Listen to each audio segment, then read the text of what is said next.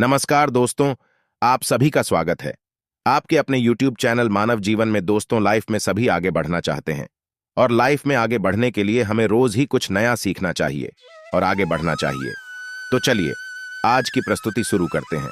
जय श्री हरि विष्णु जय मां लक्ष्मी। दोस्तों 23 नवंबर 2023 गुरुवार के दिन करीब 400 वर्षों बाद एक दिव्य और दुर्लभ संयोग बनने जा रहा है, क्योंकि इस दिन सभी एकादशियों में से सबसे बड़ी एकादशी देवउठनी एकादशी पढ़ने जा रही है। दोस्तों यह एकादशी गुरुवार के दिन पर रही है, जिस वजह से इस दिन 3 बड़े योगों का निर्माण हो रहा है, जो कि है धन लक्ष्मी योग, अमृत सिद्धि योग और गज केसरी योग। दोस्तों इन 3 योगों के निर्माण की वजह से इस एकादशी पर भगवान विष्णु और मां लक्ष्मी की असीम कृपा बरसने वाली है। और अगर इस दिन आप चुप चाहे किसी को बिना बताए गाय को यह चीज खिला देते हैं, तो आपकी सभी समस्याओं का हल संपूर्ण रूप से हो जाएगा। दोस्तों एक साल में करीब 24 एकादशी पड़ती है और 23 नवंबर को पढ़ने वाली एकादशी सभी एकादशियों में सबसे बड़ी मानी जाती है। इसलिए इस दिन गाय से जुड़ा ये अचूक उपाय आपकी हर परेशानी को हल कर देगा, चाहे वह धन को लेकर हो या सेहत या संतान की प्राप्ति को लेकर। इसलिए दोस्तों वीडियो को आखिर तक जरूर देखें। और दोस्तों अगर आप भी अपने जीवन में भगवान श्री हरि विष्णु की कृपा पाना चाहते हैं तो इस वीडियो को लाइक करके कमेंट में जय श्री हरि जय मां लक्ष्मी लिखना ना भूले। दोस्तों हर साल कार्तिक मास के शुक्ल पक्ष की एकादशी तिथि को देवउठनी एकादशी मनाई जाती है। देवउठनी एकादशी का दिन श्री हरि विष्णु को समर्पित है। इस दिन जगत के पालनहार श्री हरि विष्णु अपनी 4 महीने की योग निद्रा से जागते हैं। इसके बाद से ही सभी मांगलिक कार्य आरंभ हो जाते हैं। इसके अलावा देवउठनी एकादशी भगवान विष्णु को प्रसन्न करने के लिए भी बेहद उत्तम मानी जाती है। इस दिन भगवान विष्णु को प्रसन्न करने के लिए कुछ लोग व्रत रखते हैं और पूजा करते हैं। इस दिन सच्ची श्रद्धा और भक्ति भाव से भगवान विष्णु की पूजा करने से सभी मनोकामनाएं पूर्ण होती हैं। दोस्त गाय के अंदर सभी देवी देवताओं का निवास माना जाता है, तो आप सुबह जो पहली रोटी बनाते हैं वह अगर गाय को खिलाते हैं तो सभी देवी देवताओं का आशीर्वाद मिलता है। गाय को गुरु के साथ जोड़ा गया है, यानी गुरु ग्रह के साथ, बृहस्पति ग्रह के साथ। इसलिए नवरात्रि के दिन गाय को रोटी पर एक चुटकी हल्दी डालकर खिलाएं तो सुख संपत्ति धन ऐश्वर्य बढ़ता है, दुष्ट ग्रह शांत हो जाते हैं। जो लोग मानसिक रूप से परेशान है वह गाय को रोटी पर थोड़ा सा गुड़ रखकर खिलाए तो सकारात्मक ऊर्जा आती है, टेंशन खत्म होती है, स्वास्थ्य अच्छा रहता है। और अगर आपको लगता है कि आपके सभी ग्रह खराब है तो ऐसे में गाय को पहली रोटी रोज खिलाएं। सभी ग्रह धीरे धीरे शुभ हो जाएंगे। कभी कभी जीवन में लंबे समय से कोई शुभ मंगल कार्य नहीं हो रहे होते हैं, तब ऐसे में आप गाय को रोटी खिलाएं। गाय के मस्तक को छूकर अपनी मन्नत कहे, प्रणाम करें, पैर छुए तो आपकी मन्नत जरूर पूरी होगी। तो यह था गाय को आप क्या खिलाएं उसके बारे में, लेकिन गाय को क्या नहीं खिलाना चाहिए अब हम वह भी जान लेते हैं।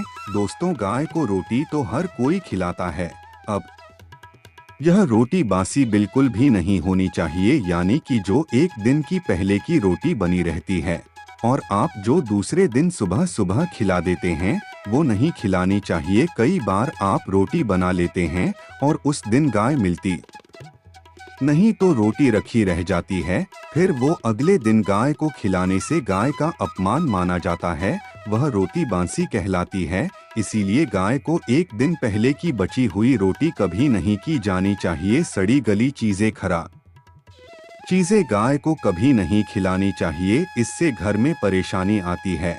और अगर आप ऐसा करते हैं तो अपनी आदत को बदल दीजिए, इससे घर में तकलीफें आती है। गाय को हरा चारा तो हर कोई खिलाता है, हरा चारा खिलाते समय एक बात का ध्यान रखें, गाय को सबसे ज्यादा पीपल का पत्ता लोग खिलाते हैं, पर पीपल का पत्ता आप खुद से तोड़कर मत खिलाना। दूसरी बात, आप घर में सब्जी लाते हैं तो साग आ जाता है तो उसमें से कुछ अच्छी चीजें तोड़कर रखकर बचा खुचा आप गाय को खिलाएं। आप जो देंगे वह गाय खा लेगी, लेकिन थोड़ी सी कुछ अच्छी चीजें मिलाकर गाय को खिला दीजिए तो ज्यादा फायदा होगा। गाय को दूध नहीं पिलाना चाहिए, आप दही चावल खिला सकते हैं, लेकिन दूध ताजा हो या बचा हुआ, परंतु गाय को भूलकर भी मत देना। तो 3 चीजें गाय को नहीं खिलानी चाहिए। एक तो बची कुची रोटी नहीं खिलानी चाहिए। कोई भी अनाज बच जाए तो उसे दूसरे दिन गाय को नहीं खिलाना चाहिए, जैसे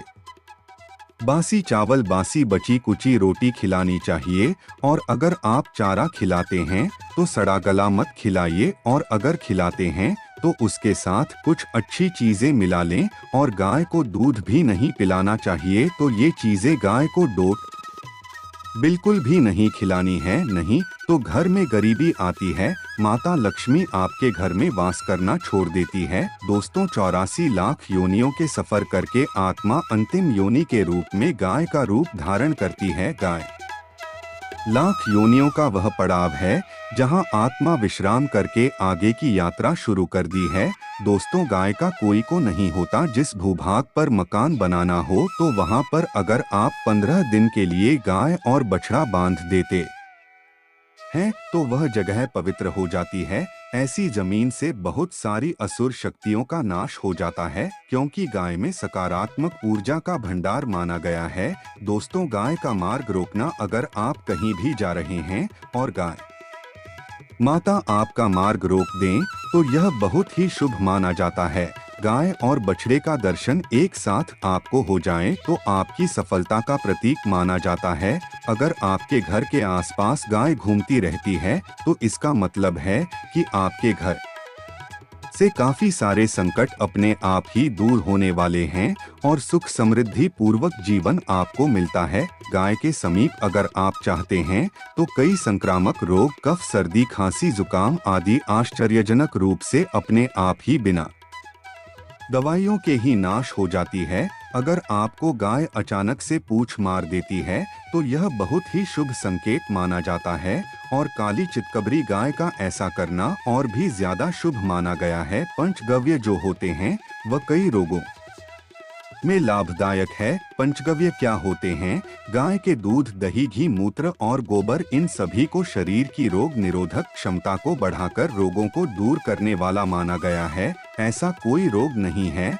जिसका इलाज पंचगव्य से नहीं किया जा सकता। दोस्तों, आज के समय में लोग गाय माता की पूजा करने के बजाय, उनका सही उपयोग करने के बजाय उनको काटकर मारकर खाना ज्यादा पसंद करते हैं। शायद यह सुनकर आपको बुरा तो जरूर लगेगा, पर यह सच है। और गाय को रोटी देने से न केवल सुख समृद्धि की प्राप्ति होती है बल्कि बरकत होने लगती है। अगर आप गाय को पाल सके तो अच्छी बात है, लेकिन आज के मॉडर्न युग में जहां लोगों को शायद खुद के घर में रहने की जगह नहीं है, ऐसे में गाय को रखना थोड़ा कठिन और महंगा हो सकता है। ऐसे में आप गाय को रोटी तो दे ही सकते हैं। कम से कम रोटी देकर आप सुख समृद्धि को प्राप्त कर सकते हैं। आपके घर में बरकत होने लगती है। हमारे बुजुर्ग हमेशा कहते आए हैं कि गाय को रोटी खिलाना चाहिए, लेकिन समय के चलते गाय की सेवा हर कोई नहीं कर पाता। कम से कम रोटी तो आप खिला ही सकते हैं। अगर रोटी भी नहीं खिला सकते तो जैसे काफी सारे जो हमारे भाई बहन विदेशों में रहते हैं तो उनको गाय नहीं मिलती है, वह पूछते हैं कि हम कैसे गौ सेवा करें। आप ऐसा कर सकते हैं, आप गाय के नाम के पैसे निकालते जाएं और फिर आप चाहे तो कभी इंडिया आए तो आप गौशाला में दान दे दें, या फिर आप चाहे तो वहीं पर किसी गरीब को गाय के नाम की रोटियां खिलाएं, या फिर किसी भी अनाथ आश्रम में चले जाएंगे, किसी वृद्ध आश्रम में चले जाएं, किसी भी दूसरे सफेद पशु को आप भोजन कराएं। यह भी आपके लिए बहुत ही अच्छा होने वाला है। कम से कम रोटी जरूर खिलाएं। दोस्तों, हमारे देश में कई जगह देखा गया है और कई लोगों का प्रश्न आता है कि हम झूठी रोटी गाय को देते हैं, क्या यह सही है या गलत है? हम झूठा खाना, बचा हुआ खाना गाय को खिलाते हैं, यानी कि जो बच जाता है वह गाय के हवाले कर दिया जाता है। तो आपको बता दें दोस्तों, रामायण काल में गाय माता को एक श्राप मिला था, उसी वजह से आज उनके साथ ऐसा हो रहा है। उसी शराब की वजह से गौमाता में देवी देवताओं का वास होने के बाद भी उनको झूठा खाना पड़ता है। यहाँ तक कि गाय पॉलिथीन भी खाती है, हालांकि यह किसी भी लिहाज से सही नहीं है। आपको बता दें, वाल्मीकि रामायण में सीता द्वारा पिंडदान देकर दशरथ की आत्मा को मोक्ष मिलने का संदर्भ आता है। जो लोग जानते होंगे वह जानते हैं कि वनवास के दौरान भगवान राम, लक्ष्मण और सीता माँ पितृपक्ष के दौरान श्राद्ध करने के लिए गया धाम पहुँचे। वहाँ श्राद्ध कर्म करने के लिए जरूरी सामग्री जुटाने राम और लक्ष्मण तो चले गए और सामान लेकर नहीं आए। इधर दोपहर हो गई, दान का समय निकलता जा रहा था। सीता माँ घबराने लगी, तभी दशरथ की आत्मा ने पिंड दान की मांग कर दी। अब गया जी के आगे फाल्गुनी नदी पर अकेली सीता जी मुश्किल में पड़ गई। उन्होंने फाल्गुनी के साथ वट वृक्ष, केतकी के फूल और गाय को साक्षी मानकर बालू का पिंड बनाया और स्वर्गीय राजा दशरथ अपने ससुर के नियमित पिंड दान कर दिया। थोड़ी देर में जब भगवान राम और लक्ष्मण लौटे तो उन्होंने कहा कि समय निकल जाने के कारण मैंने पिंड दान कर दिया, बिना सामग्री के पिंडदान कैसे हो सकता है। इसीलिए राम जी ने सीता माँ से इसका प्रमाण मांगा। तब सीता माँ ने कहा कि जो फाल्गुन नदी के रेत है, केतकी के फूल है, गाय और वट वृक्ष है, जो मेरे द्वारा किए गए श्राद्ध कर्म की गवाही दे सकते हैं। में फाल्गुन नदी, गाय और केतकी के फूल तीनों इस बात को मुकर गए और उन्होंने कहा सीता माँ झूठ बोल रही है, सिर्फ वट वृक्ष ने सही बात कही। तब सीता जी ने दशरथ का ध्यान करते हुए उनसे ही गवाही देने की प्रार्थना करें। दशरथ जी ने सीता माँ की प्रार्थना को स्वीकार करके घोषणा की थी। एंड वक्त पर सीता ने मुझे पिंड दान कर दिया। इस पर राम आश्वस्त हुए, लेकिन तीनों गवाहों द्वारा झूठ बोलने पर सीता जी उनसे क्रोधित हो गई और उन्हें श्राप दिया और फाल्गुन नदी से कहा कि जा, तेरा नाम सिर्फ नदी रहेगा, लेकिन तुझमें पानी कभी नहीं रहेगा। इस कारण आप भी जानते होंगे, जो लोग जानते हैं, फल्गु नदी आज भी गया में सूखी ही रहती है। गाय को श्राप दिया कि तू पूज्य होकर भी लोगों का झूठा खाएगी और केतकी के फूल को श्राप दिया कि तुझे पूजा में कभी नहीं चढ़ाया जाएगा। वट वृक्ष को सीता माँ ने आशीर्वाद दिया कि उसे लंबी आयु की प्राप्ति होगी और दूसरों को छाया प्रदान करेगा तथा पतिव्रता स्त्री तेरा स्मरण करके अपने पति की दीर्घायु की कामना करेंगी। यही कारण है गाय को आज भी झूठा खाना पड़ता है। केतकी के फूल को पूजा से दूर रखा जाता है। फाल्गुन नदी के तट पर जल नहीं है। सीता कुंड में पानी के अभाव में सिर्फ बालू रेत में पिंडदान किया जाता है। दोस्तों, शास्त्रों के मुताबिक गाय माता में सारे देवी देवता निवास करते हैं। 33 कोटि देवी देवता और पितृ का निवास होता है। अगर आप किसी भी मंदिर में नहीं जा सकती, पूजा पाठ नहीं करते, कहीं जाकर के ग्रह दोषों का उपाय नहीं कर सकते, तो आपको गाय को एक रोटी जरूर खिलानी चाहिए। हमेशा कहते हैं कि पहली रोटी गाय को अगर आप भी खिलाते हैं तो आप दुनिया के सारे सुखों को प्राप्त कर सकते हैं। आपने अक्सर सुना होगा कि रसोई में पहली रोटी जो भी बने गाय को दे देनी चाहिए। हर रोज गाय को एक रोटी देने से आपके जीवन के सभी दुख दर्द दूर हो जाते हैं। खाना बनाते वक्त हमेशा पहली एक रोटी गाय की निकाल दें। इसके बाद ही परिवार के सभी सदस्यों के लिए आपको रोटियां सेकने चाहिए। कोशिश करनी चाहिए कि गाय की उस रोटी में थोड़ा सा हल्दी मिला दें। इससे गाय को रोटी खिलाने का अपार फल प्राप्त होता है। अगर गुरुवार का दिन हो तो एक लोई ले सने हुए आटे की लोई बना लें और उसमें हल्दी मिलाकर गाय को खिला दें। आपके जीवन में शुभता आती, वैभव आता है, धन संपत्ति तथा शक्ति का वास होता है। आप जो भी हासिल करना चाहते हैं जिंदगी में तो आप देखेंगे कि आपको मिनट में हासिल हो जाता है। तो दोस्तों, ये थे गाय से जुड़े कुछ उपाय जो आपको इस एकादशी पर जरूर करने चाहिए। वहीं दोस्तों, इस दिन आपको अपनी राशि के अनुसार ये उपाय जरूर करने चाहिए जिससे आपकी सभी समस्याओं का हल तुरंत हो सके। मेष राशि, देवउठनी एकादशी पर अगर आप अपने जीवन में सौभाग्य को बनाए रखना चाहते हैं तो तुलसी के पौधे पर लाल चुनरी चढ़ाएं और श्री विष्णु को एकाक्षी नारियल अर्पित करें। वृषभ राशि, देवउठनी एकादशी पर अगर आप हर क्षेत्र में कामयाब होना चाहते हैं, जीवन की बुलंदियों को छूना चाहते हैं, तो आज के दिन भगवान विष्णु की मूर्ति और तुलसी के पौधे की पूजा करके इत्र अर्पित करें व उन्हें मंदिर में दान कर दें। मिथुन राशि, देवउठनी एकादशी पर अगर आप अब जिंदगी को हमेशा खुशहाल देखना चाहते हैं तो आपको आटा भूनकर उसमें शक्कर मिलाकर पंजीरी का प्रसाद बनाना चाहिए और उसमें केले के टुकड़े और साबुत तुलसी की पत्तियां भी डालनी चाहिए। अब भगवान विष्णु की विधिपूर्वक पूजा करें और उन्हें इस प्रसाद का भोग लगाएं। इसके बाद बाकी बचे प्रसाद को परिवार के सब सदस्यों में बांट दें। कर्क राशि, देवउठनी एकादशी पर अगर आप अपनी नौकरी में अच्छी आमदनी पाना चाहते हैं तो श्री विष्णु को हल्दी का टीका लगाएं और तुलसी दल से उनकी पूजा करें।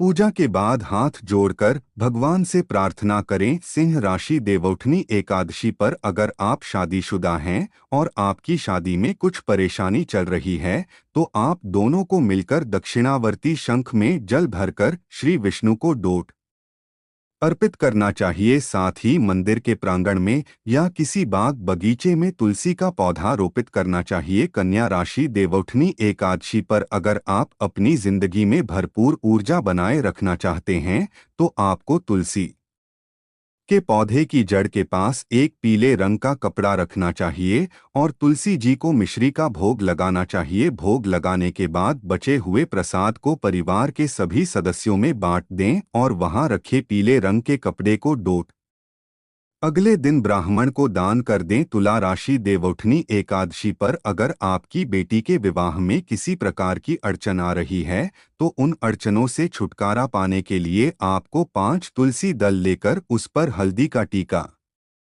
लगाकर श्री हरि को अर्पित करना चाहिए। वृश्चिक राशि, देवउठनी एकादशी पर अगर आप अपना मनपसंद जीवन साथी पाना चाहते हैं तो ओम नमो भगवते नारायणाय मंत्र का जप करते हुए तुलसी के पौधे में केसर मिश्रित दूध अर्पित करें। साथ ही भगवान विष्णु को भी केसर मिश्रित दूध का भोग लगाएं। धनु राशि, देवउठनी एकादशी पर अगर आप अपनी आर्थिक सुख समृद्धि में बढ़ोतरी करना चाहते हैं तो तुलसी जी को भोग के रूप में बताशे अर्पित करें और पौधे के पास घी का दीपक जलाएं। साथ ही भगवान विष्णु की धूप, दीप, पुष्प आदि से पूजा करें और पूजा के समय कुछ सिक्के और कौड़ियां रखें। जब पूजा समाप्त हो जाए तो उन सिक्कों और कौड़ियों को संभालकर अपनी तिजोरी में रख दें। मकर राशि, देवउठनी एकादशी पर अगर आप अपने दाम्पत्य संबंधों को सुखमय और मधुर बनाना चाहते हैं तो तुलसी के पौधे में श्रृंगार का सामान चढ़ाकर उसकी पूजा करनी चाहिए